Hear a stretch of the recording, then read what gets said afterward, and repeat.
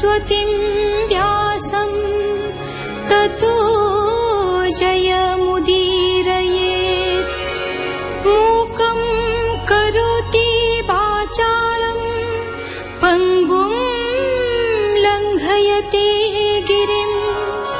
यत्कृपातमहं वन्दे परमानन्दमाधवम्।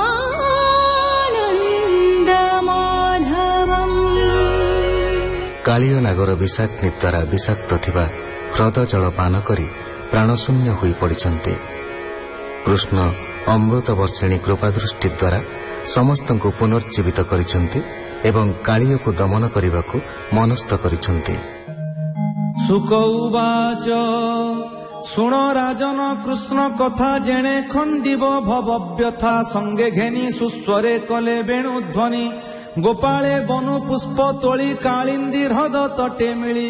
तीरे कदम्ब तरु बन देखी बालके तो समन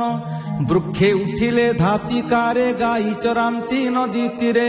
गोविंद वृक्ष तले रही विचार कले भावग्राही गभीर निर्मल शीतल विषे दूषित पुण्य जल ए जले कालिय नथिब जल पीबे सर्वजीव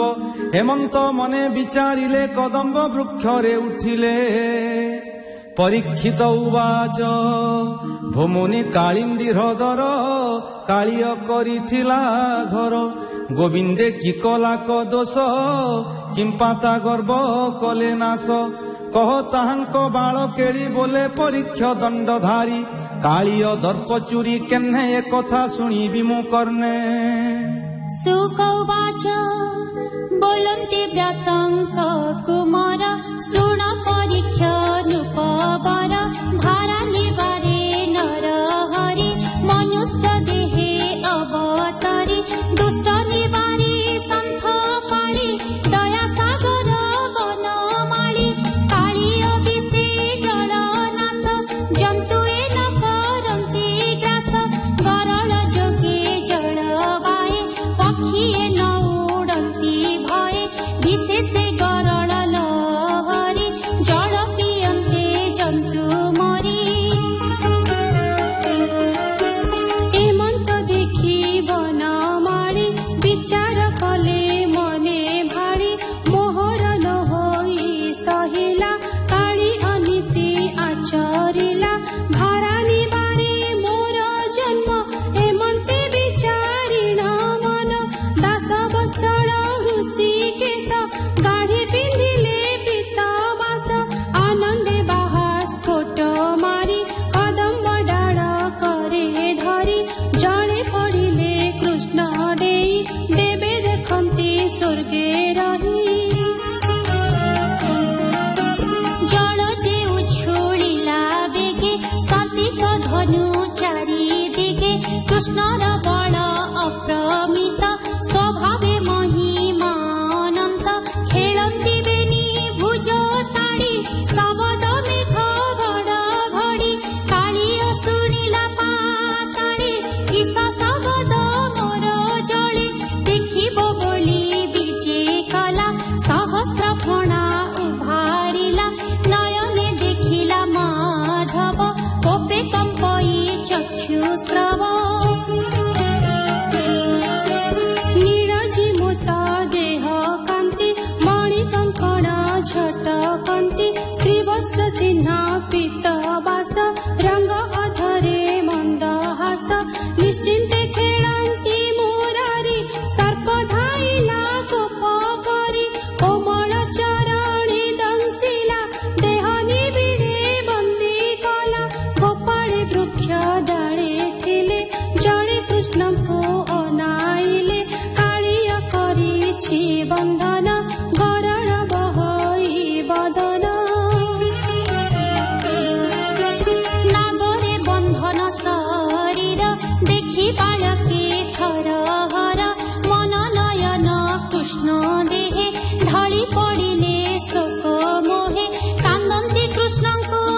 अनाई विकल के पारिब कही बसाई कांदिण विकल आवरी कदम्बर तल गोकुले पड़िला अरिष्टि रुधिर संगे जल ବୃଷ୍ଟି ଭୂମିକମ୍ପଇ ଥର ହର ଦିବସେ ଘୋର ଅନ୍ଧକାର ଗଗନେ ଶୁଭେ ଘୋର ନାଦ ତ୍ରିବିଧରିଷ୍ଟ ପରମାଦ ଦେଖି ଗୋପାଳେ ଖର ତାରେ ମିଳିଲେ ନନ୍ଦର ମନ୍ଦିରେ ବୋଲନ୍ତି କାହିଁ ତ କୁମାର ହୃଷ୍ଟ ପଡ଼ିଲା ଗୋପପୁର ଶୁଣି ଯଶୋଦା ଥର ହର ରାମର କରି ଦେଇ କର ନନ୍ଦ ବୋଇଲା କୃଷ୍ଣ ନାହିଁ ବନେ ଯେ ଘେନି ଗଲା ଗାଈ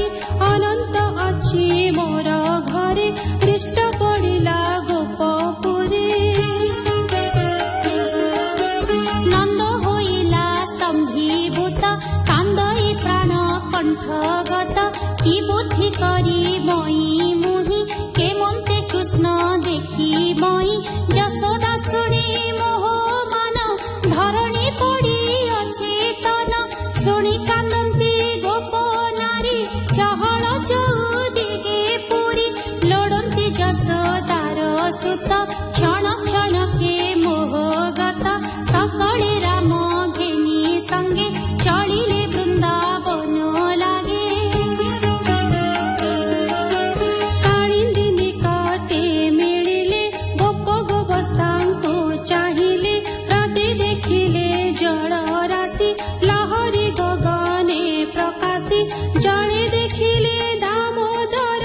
ନାଗରେ ବନ୍ଧନ ଶରୀର ବିଷ ଅନଳି ଅଚେତନ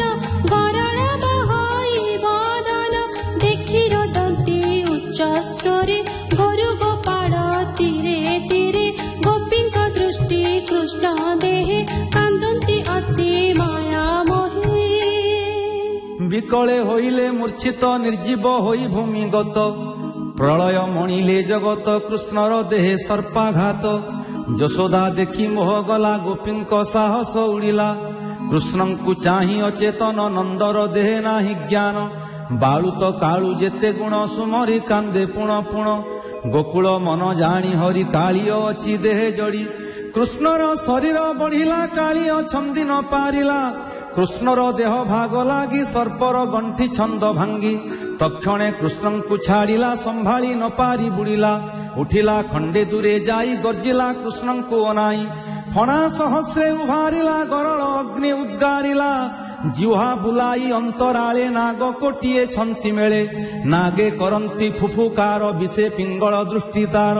କୋପେ କୃଷ୍ଣଙ୍କୁ ଗୋଡ଼ାଇଲା ଶବଦେ ବ୍ରହ୍ମାଣ୍ଡ କମ୍ପିଲା ମାୟା ମନୁଷ୍ୟ ଅବତାର ତୀରେ ଦେଖନ୍ତି ସୁର ନର ସର୍ପଙ୍କୁ ଚାହିଁ ନର ହରି ବୁଡ଼ିଲେ ସର୍ପେ ମାୟା କରି କାଳିଅ ଖୋଜିଲା ଅନେକ ଗଭୀର ଜଳ ଦୀର୍ଘ ପାଖ ଲୋଡ଼ି ନ ପାଇ ଦାମୋଦର ପୁଣି ତୋଳିଲା ନିଜ ଶିର କୃଷ୍ଣଙ୍କୁ ଦେଖିଲା ନିକଟେ ଗୋପୀ ଗୋପାଳେ ଜଳ ତଟେ ଦେଖି ପଳାନ୍ତି ଚକ୍ରଧର ଘୂରିଲେ ମଣ୍ଡଳ ଆକାର